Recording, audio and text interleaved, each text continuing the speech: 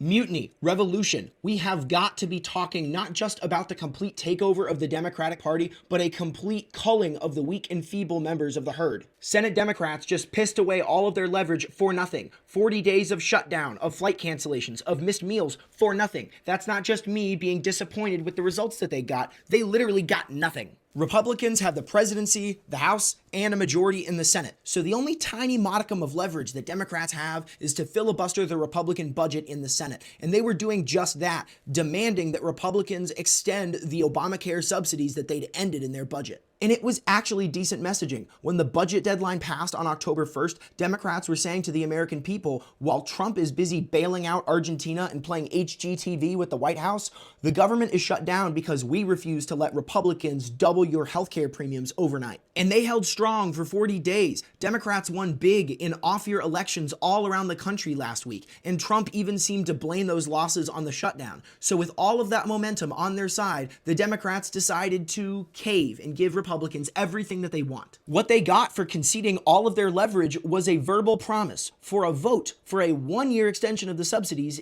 in like a month. Mike Johnson, the Speaker of the House, hasn't even promised that. So this is meaningless. You're not going to get the vote. This deal was available on day one of the shutdown. The Democrats rejected it only a month later after a shutdown to come back and accept the previously rejected deal. All of the shutdown was a waste. We're back at square one.